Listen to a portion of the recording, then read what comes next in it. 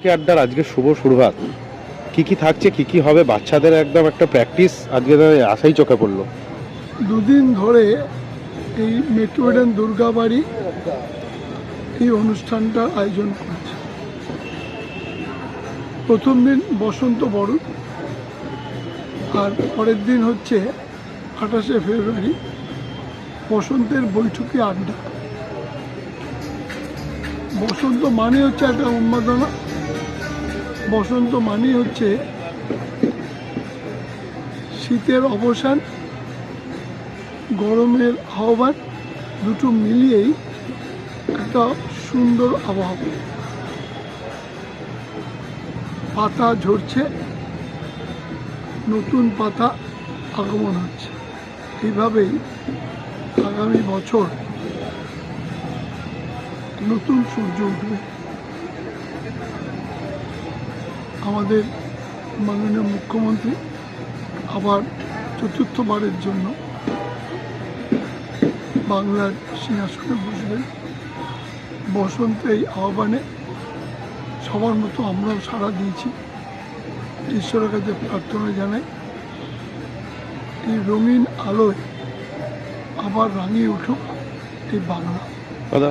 দূর হোক স্বেচ্ছাচারিতা, দূর হোক সাম্প্রদায়িকতা, দূর হোক অস্পৃশ্যতা। মুখ্যমন্ত্রী আবার নতুন করে সুপ্রিম কোর্টে অ্যাপ্লাই করছে এসআইআর এর জন্য। মানে বাংলা কিরমভাবে যে নির্যাতন করা হচ্ছে সেটার মানে পরিণতিটা লাস্ট পর্যন্ত বিজেপি কি করতে চাইছে? বিজেপি কি করতে চাইছে তো মানুষ জবাব দেয়।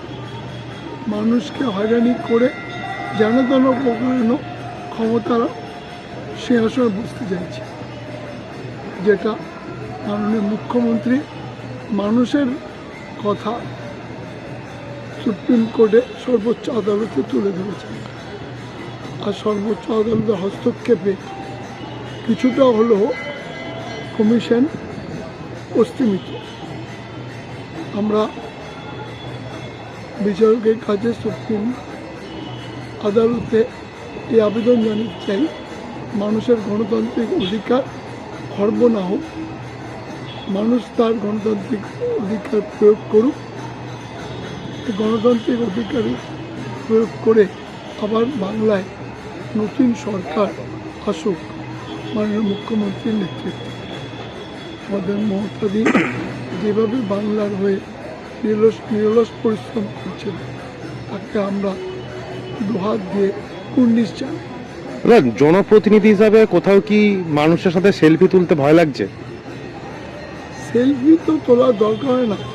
মানুষ সব থাকলেই মানুষই আমাদের সেলফি, মানুষই শেষ করে। মানুষের যে সমাজ মাধ্যমে চরিত্র হরণ হচ্ছে একটা সেলফি নিয়ে, হাওড়ার বিধায়কের একটা মানে কেস আমরা সামনে পেয়েছি।